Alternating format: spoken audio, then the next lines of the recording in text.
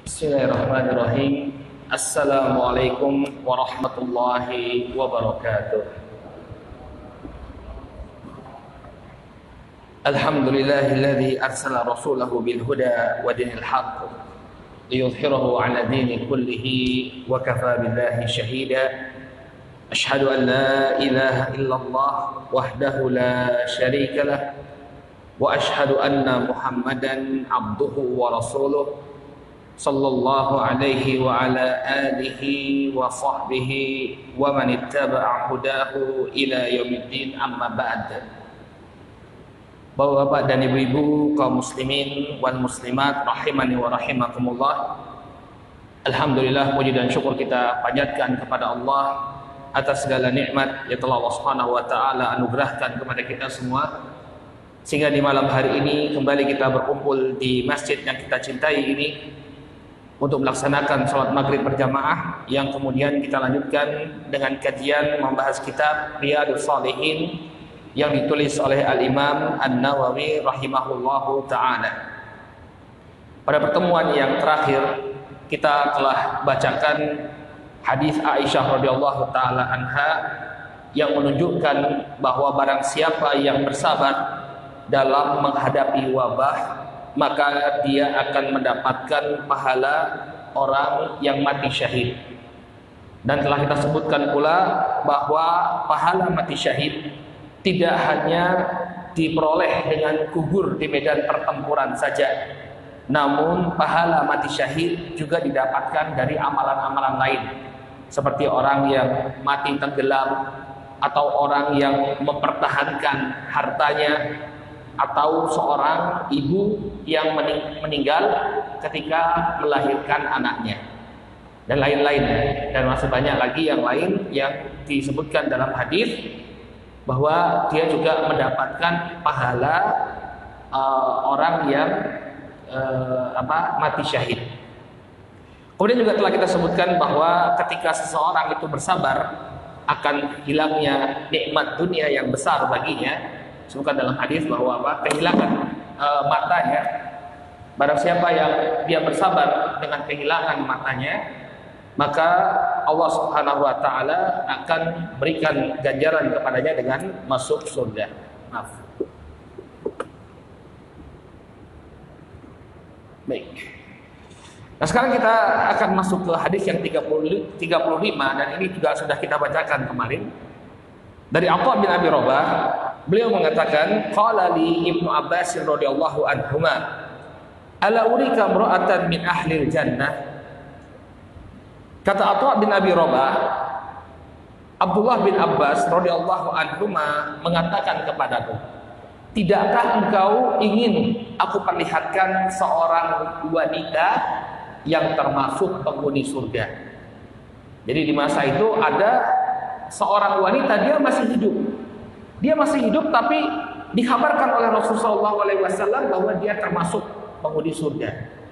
Masya Allah, dengan mata kepalanya Abdullah bin Abbas dan Atha bin Abi Rabah menyaksikan orang yang dipersaksikan oleh Rasulullah SAW termasuk penduduk surga. Fakultu bala, maka kemudian Atha mengatakan, tentu saya ingin melihat mana wanita penghuni surga. Qala, kemudian kata Abdullah ibnu Abbas, hadhil mar'atu sauda, yaitu seorang wanita berkulit hitam. Atatin Nabi sallallahu alaihi wasallam, yang dia datang kepada Nabi sallallahu alaihi wasallam. Nah, perhatikan ini hadirin, bahwa wanita yang dikatakan oleh Nabi sallallahu alaihi wasallam sebagai penghuni surga ini kulitnya hitam. Kulit hitam di mata banyak orang mungkin sesuatu yang kurang menarik atau dianggap sebagai suatu celaan, ya. Tapi lihat, penghuni surga, sehingga di dalam Islam, ya, inilah nikmat kita berislam, orang itu tidak dibeda-bedakan dengan warna kulitnya.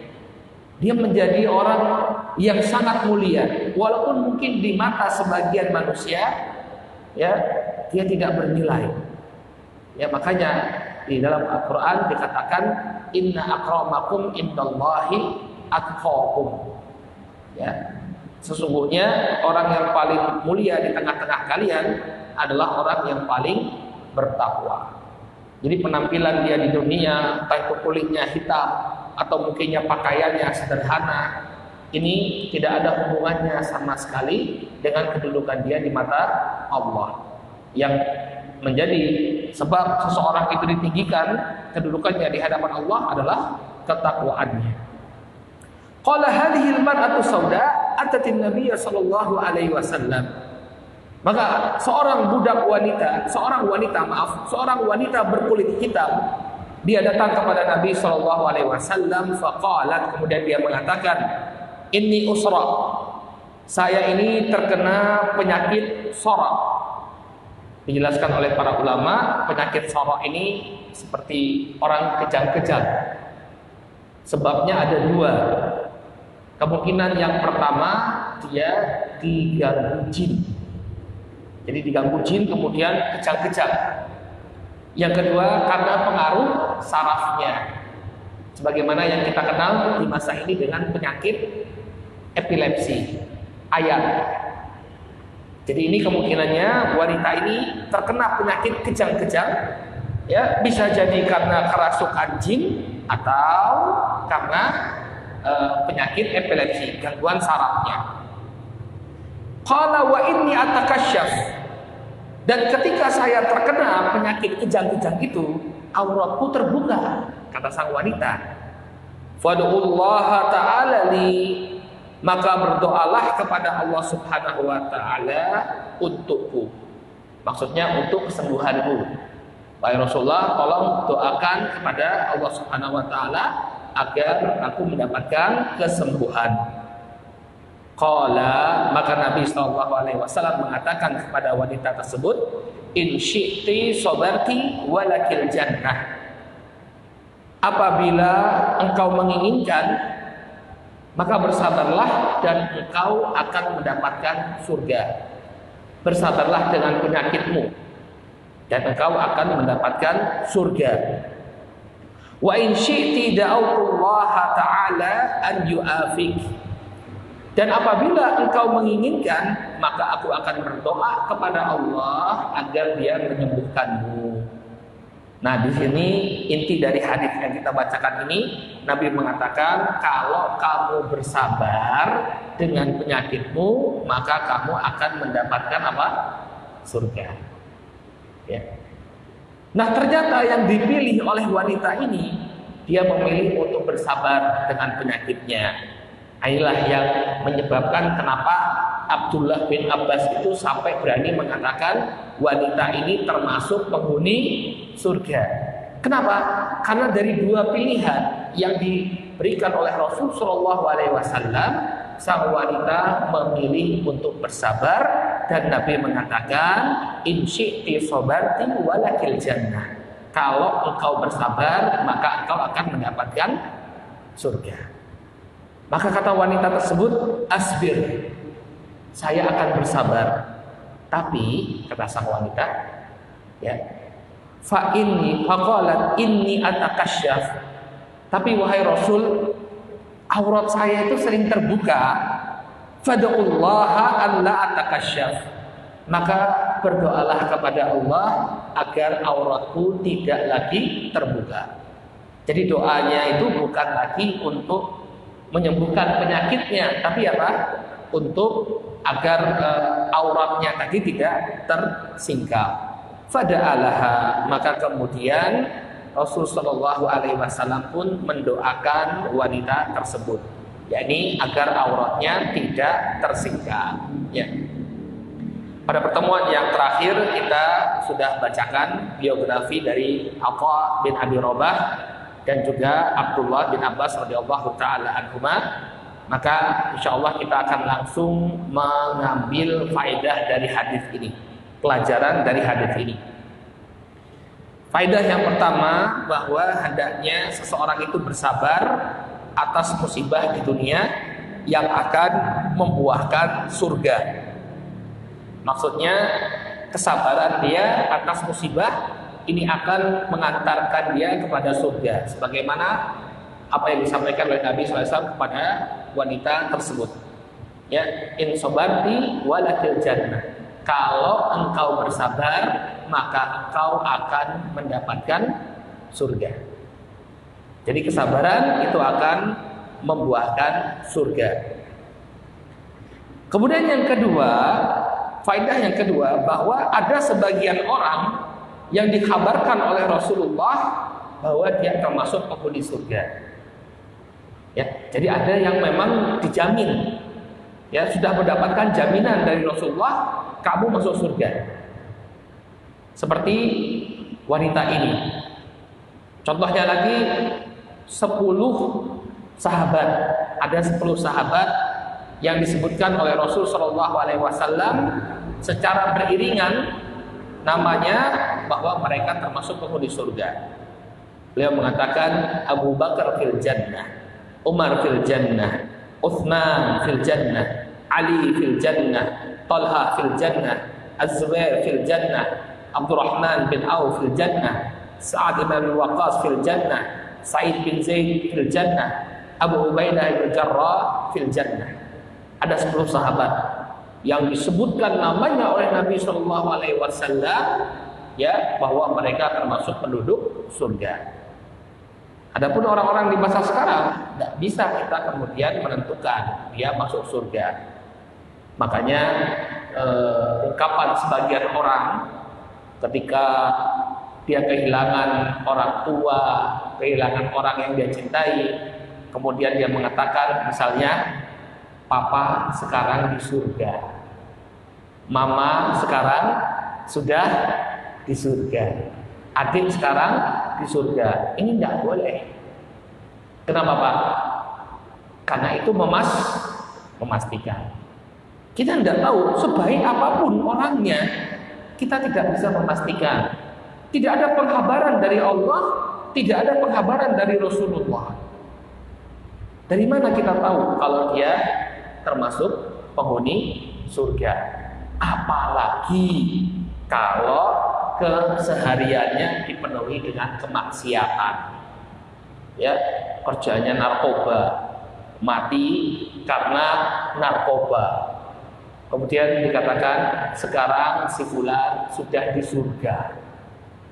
Sholat enggak, yang perempuan pakai jilbab juga enggak, kerjanya narkoba, lalu dikatakan sebagai penghuni surga. Nah, kalau tapi mendoakan, mudah-mudahan Allah ampuni, mudah-mudahan dia dimasukkan oleh Allah ke dalam surga, maka boleh. Yang tidak boleh itu memastikan. Baik, kemudian yang ketiga, bahwa di antara obat yang bisa menyembuhkan sakit. Nah, ini ya, kita terkadang kalau sakit itu langsung cari obat, entah itu herbal atau obat-obatan kimia. Nah, di sana ada yang bisa menyembuhkan penyakit kita, yaitu doa. Doa yang demikian jujur dan tulus, meminta kepada Allah Subhanahu wa taala.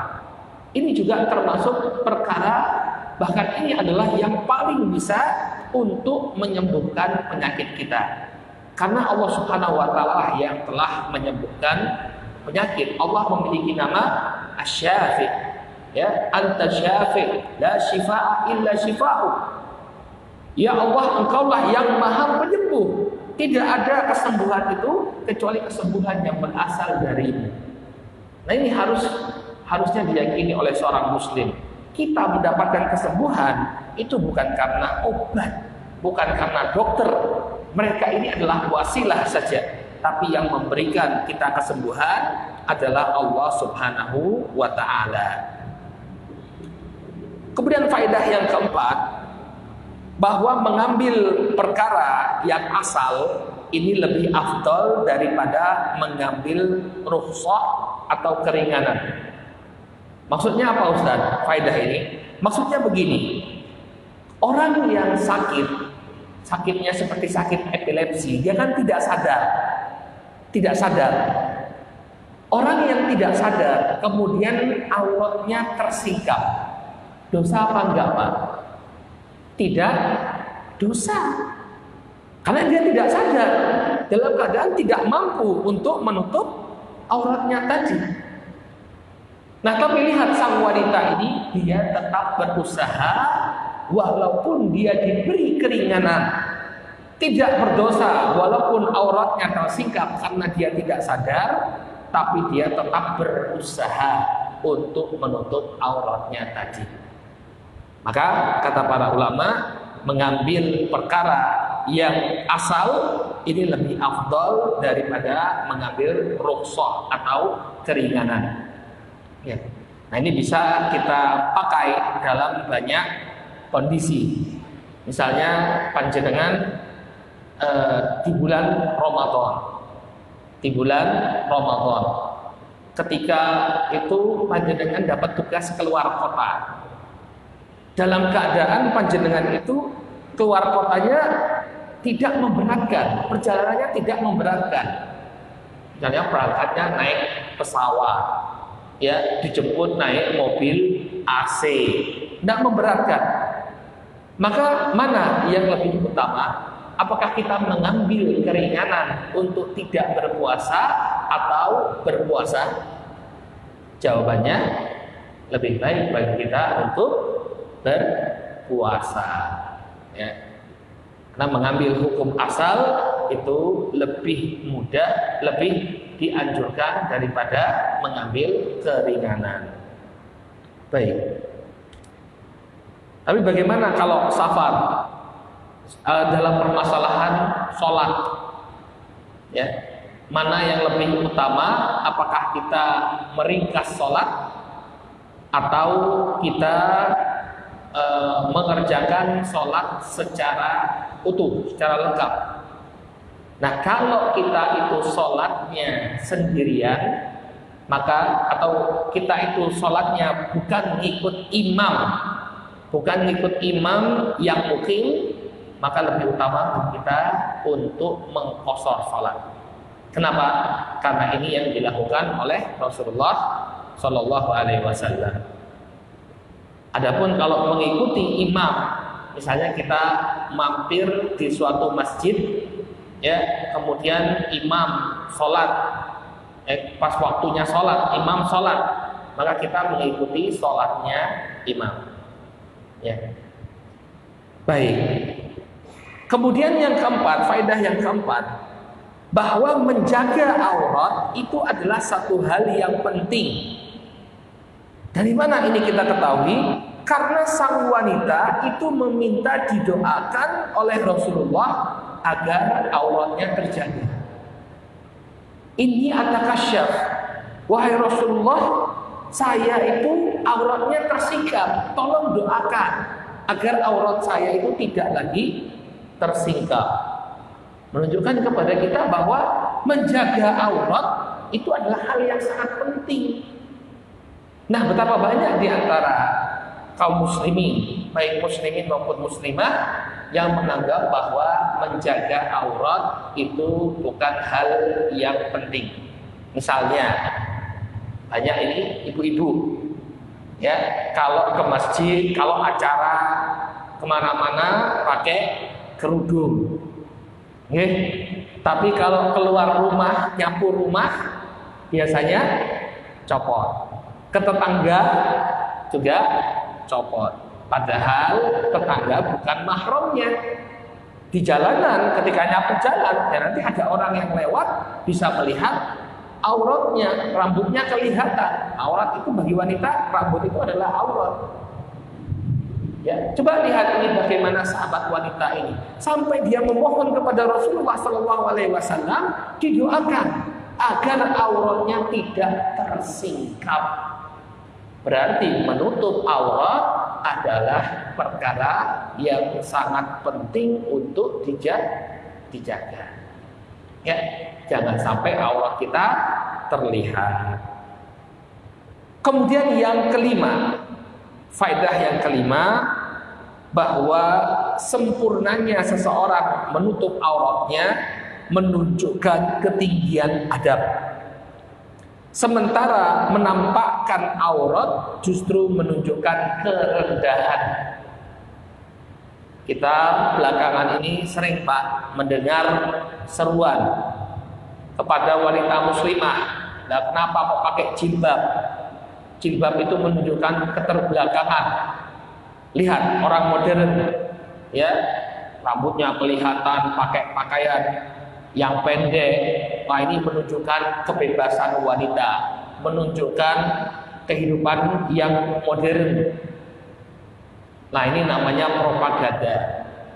Dalam Islam justru orang itu ketika auratnya terbuka justru menunjukkan kerendahan. Buktinya apa, Pak?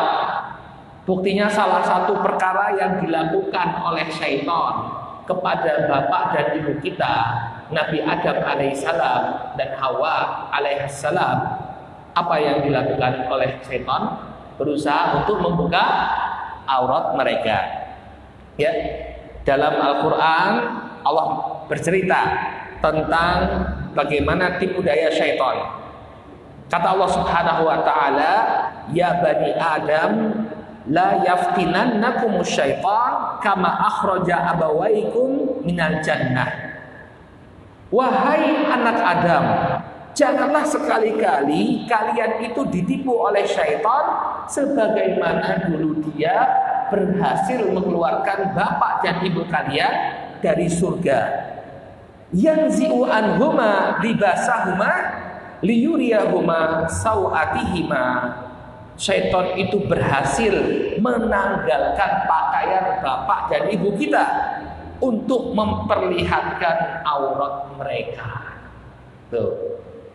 Berarti wanita-wanita yang menampakkan auratnya pada hakikatnya mereka telah ditipu oleh syaitan. Jadi jangan dibalik. Ya, wanita muslimah yang pakai jilbab menutup auratnya dengan sempurna, justru ini menunjukkan ketinggian peradaban. Ya, adapun wanita yang menampakkan auratnya, ya, ini menunjukkan bahwa dia telah berhasil ditipu oleh syaitan dan menunjukkan kerendahan. Ya, kita lihat sebagian suku bangsa yang primitif, Pak, yang tinggalnya masih di hutan-hutan. Bagaimana pakaian mereka? Minim sekali. Bahkan yang perempuan dadanya tidak ditutupi. Apakah kemudian kita puji mereka? Ini adalah bentuk peradaban yang sempurna. Tidak ada saya kira orang yang mengatakan bahwa ya suku bangsa yang primitif ini sebagai bangsa yang berperadaban maju. Justru kita anggap sebagai bangsa yang terbelakang. Ya, oleh karena itu jangan tertipu dengan syaitan yang berusaha untuk menanggalkan pakaian wanita-wanita muslimah. Kemudian hadis ini juga menunjukkan tingginya rasa malu para sahabat Rasulullah SAW. Dalam sakitnya saja dia tetap berusaha untuk menutupi auratnya. Nah, seorang muslim itu hendaknya memiliki rasa malu. Malu kalau dilihat orang tidak menutup aurat. Ya. Dan ini merupakan salah satu cabang iman. Nabi SAW dalam hadis Abu Hurairah beliau menyebutkan al-imanu bid'un wa sittuna syu'bah.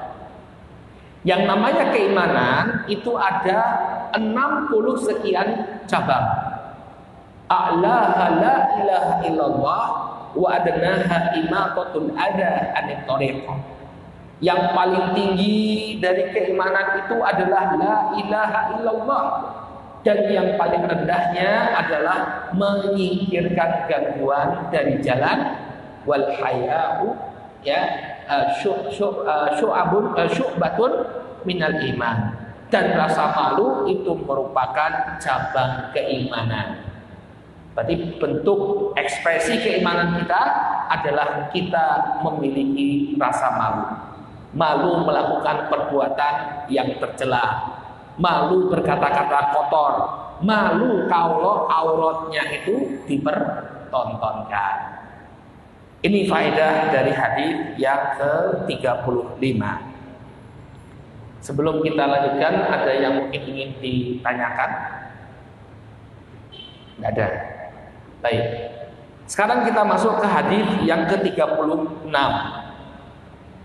Qala An-Nawawi rahimahullahu taala, berkata Al-Imam An-Nawawi rahimahullah, wa an Abi Abdurrahman Abdullah ibn Mas'udin radhiyallahu anhu, dari sahabat Abu Abdurrahman Abdullah bin Mas'ud radhiyallahu anhu, beliau mengatakan, ka'anni anzuru ila Rasulillah sallallahu alaihi wasallam, seakan-akan aku melihat Rasul sallallahu alaihi wasallam yahki nabiyyan minal anbiya, beliau mengisahkan tentang seorang nabi dari sekian banyak nabi yang diutus oleh Allah Subhanahu wa taala, shalawatullah wa salamu alaihi, semoga salawat dan salam tercurah kepada mereka. Jadi Abdullah bin Mas'ud ini cerita bahwa nabi itu dulu pernah mengisahkan tentang seorang nabi. Apa yang terjadi pada nabi tersebut? Durabahu qaumuhu fa'admu au fa'admauhu. Kaumnya memukuli nabi tersebut sampai kemudian keluar darahnya. Itu perjuangan dakwah. Ada di antara para nabi yang dipukuli oleh kaumnya sampai babak belur, sampai keluar darahnya.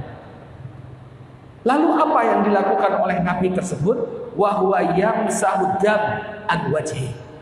Yang dia lakukan hanya mengusap darah dari wajahnya. Yaqul, kemudian dia mengatakan, Allahumma ighfir li qaumi fa innahum la ya'lamun. Sang nabi malah mengatakan, ya Allah, ampunilah kaumku, karena sesungguhnya mereka tidak mengetahui. Masya Allah. Muttafaqun alaih. Hadisnya diriwayatkan oleh Al-Bukhari dan Muslim. Luar biasa kesabaran para nabi. Kalau panjenengan gimana, Pak? Ya.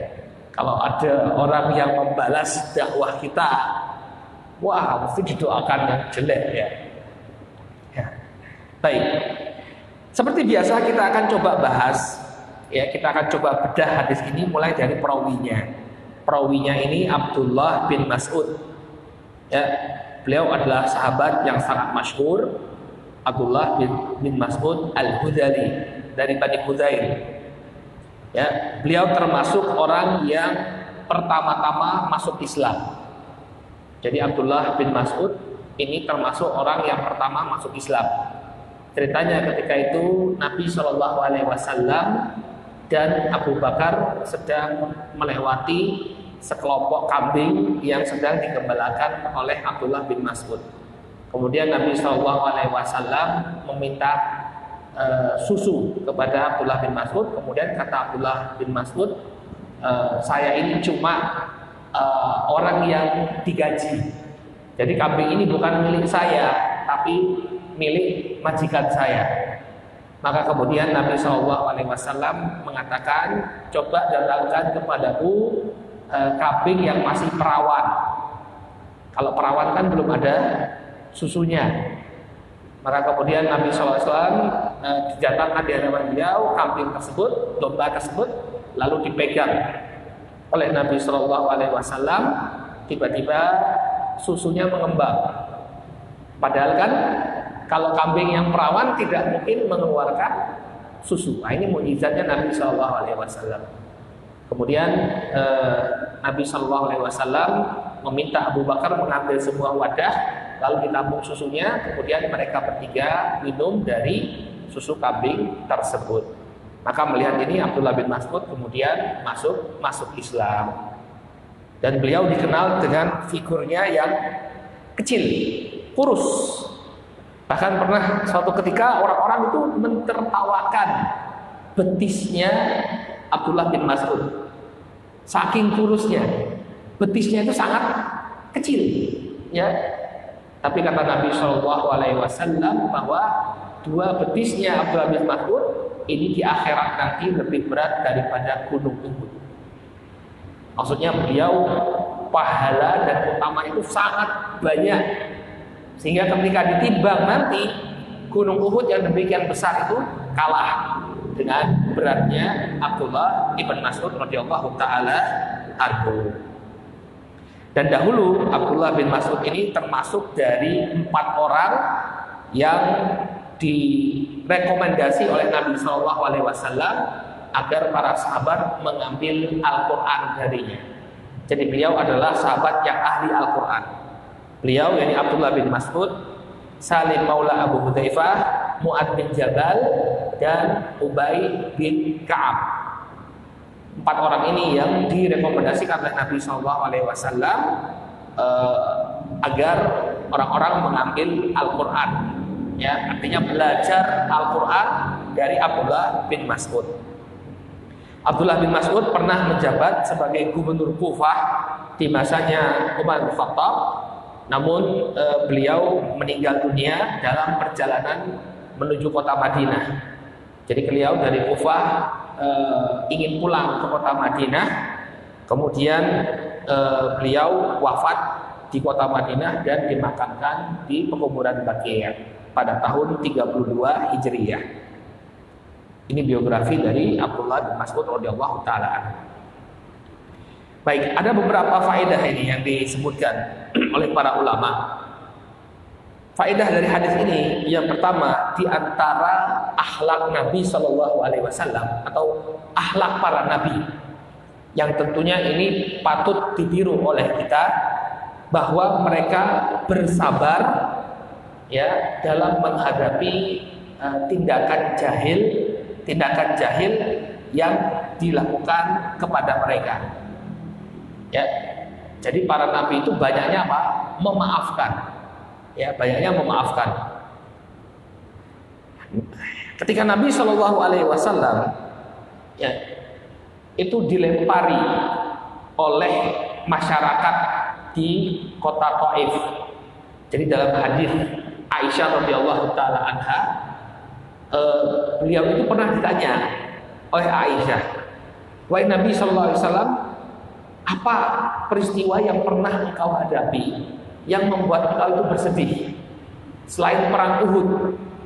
Karena perang Uhud itu kan beliau kehilangan paman beliau, Hamzah bin Abdul Muttalib. Nah, selain perang Uhud, apalagi tragedi atau kejadian yang membuat engkau bersedih? Maka kemudian Nabi SAW itu cerita bahwa beliau pernah berdakwah ke kota Taif. Kota Taif ini tidak terlalu jauh dari kota Makkah. Nabi berdakwah di sana, dakwah dengan penuh akhlak yang baik, penuh kelemah lembutan, tapi dibalas oleh penduduk Taif dengan lemparan batu. Bayangkan Pak, ya seberat-beratnya tantangan yang dihadapi oleh para dai di masa kita, saya kira belum ada yang dilempar batu ya. Musim di masjid kemudian pulang dibalangi batu, belum ada. Nabi ketika itu bersama Zaid bin Harithah. Jadi Zaid itu melindungi Nabi, dilempari sama batu, kemudian Zaid melindungi Nabi sehingga punggung Zaid itu berdarah. Dan batunya juga ada yang mengenai Nabi Shallallahu Alaihi Wasallam. Nah, setelah Nabi pergi, beliau didatangi oleh malaikat Jibril, Pak. Ya, kisahnya sahih dalam Bukhari Muslim. Lalu ditawari sama Jibril alaihissalam, "Wahai Muhammad, sekarang bersamaku ada malaikat penjaga gunung. Ya, kalau engkau menginginkan, maka dia akan menjatuhkan gunung kepada orang-orang yang telah menyakitimu." Masya Allah. Nabi itu ditawari, ya, kalau kamu menginginkan ini gunung nanti diangkat, dilemparkan kepada orang-orang yang telah melemparimu.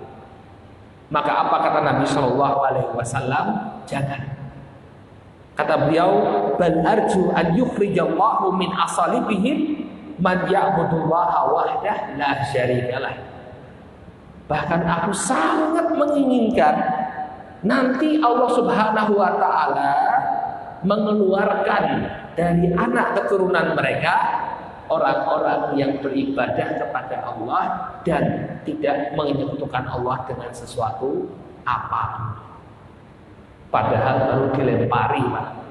Tapi Nabi Shallallahu Alaihi Wasallam ya tetap besar harapannya. Mudah-mudahan dari anak keturunannya. Kalau bapaknya tidak mau beriman, ya mungkin siapa? Anaknya. Ya, dan memang terbukti akhirnya Taif itu ya termasuk yang masuk Islam di zaman Nabi masih hidup. Bahkan ya setelah Fatu Makkah terjadi perang Hunain, kemudian Nabi kembali ke Madinah, mereka menyatakan keislaman mereka. Lihat, ya makanya Nabi SAW diutus oleh Allah Subhanahu Wa Taala sebagai rahmatan lil alamin. Lantas bagaimana? Apakah tidak boleh kita mendoakan kejelekan untuk musuh-musuh Islam? Ya, di hadis yang lain, ketika Nabi SAW berhadapan dengan gembong-gembong kaum musyrikin Quraisy yang sudah bersikap berlebihan, bahkan sampai kemudian meletakkan jeruan kambing di kepalanya Nabi SAW ketika bersujud. Nah setelah itu Nabi SAW mendoakan kejelekan kepada mereka. Kata Nabi SAW, Allahumma alaika bi Quraisy. Ya Allah, hukumlah orang-orang Quraisy. Maksudnya adalah orang-orang yang telah melakukan permusuhan yang teramat sangat kepada Islam dan kaum muslimin. Ya. Kemudian beliau mendoakan satu persatu nama orang-orang tersebut. Allahumma alaika bi Abi Jahl wa alaika bi Utbah bin Rabi'ah wa Syaibah bin Rabi'ah wal Walid bin Utbah wa Umayyah ibn Khalaf wa Uqbah bin Abi Mu'aid. Ya Allah, berikanlah hukuman kepada Abu Jahal, berikanlah hukuman kepada Utbah bin Rabi'ah, Syaibah bin Rabi'ah, Al-Walid bin Utbah, Umayyah bin Khalaf, dan Uqbah bin Abi Mu'aid. Kami mendoakan kejelekan kepada mereka dan dikabulkan oleh Allah Subhanahu Wa Taala. Semua yang disebutkan oleh Nabi SAW tewas secara mengenaskan di perang Badar. Ya, di perang Badar semuanya tewas. Ya, maka kita melihat kalau orang ini memang permusuhannya luar biasa, ya, maka tidak mengapa didoakan kejelekan. Tapi kalau misalnya dia belum tahu atau dia mungkin karena ikut-ikutan, maka lebih baik kita memaafkan dan mendoakan hidayah kepada orang tersebut. Baik. Kemudian faedah yang kedua, hendaknya seseorang itu tidak membalas perlakuan orang-orang dengan keburukan orang dengan keburukan yang semisal. Misalnya dilempari batu, jangan kemudian balas lempari batu. Diejek-ejek, jangan balas mengejek. Jadi tunjukkan bahwa kita itu mulia. Nah ini Nabi ketika dilempari atau dipukuli oleh kaumnya, justru dia berdoa kepada Allah Subhanahu Wa Taala agar memberikan ampunan. Kemudian faedah yang terakhir sebelum kita tutup kajian kita, ya, faedah yang terakhir bahwa orang-orang yang rusak mereka tidak bisa membalas hujah kita. Ketika kita menyampaikan kebenaran, lalu dia tidak bisa menunjukkan kesalahan kita, maka biasanya mereka membalas dengan penghinaan dan pelecehan. Ya, ketika tahu mereka sudah salah tapi tetap ngotot, biasanya apa? Membalas dengan penghinaan dan perendahan. Wallahu taala a'lam bishawab. Ya, mungkin ini yang bisa kita sampaikan pada pertemuan kali ini. Insya Allah pada pertemuan yang akan datang kita masuk ke hadis yang ke-37 insya Allah. Ya, cukup sampai di sini. Subhanakallahumma wa bihamdika asyhadu an la ilaha illa anta astaghfiruka wa atubu ilaik. Assalamualaikum warahmatullahi wabarakatuh.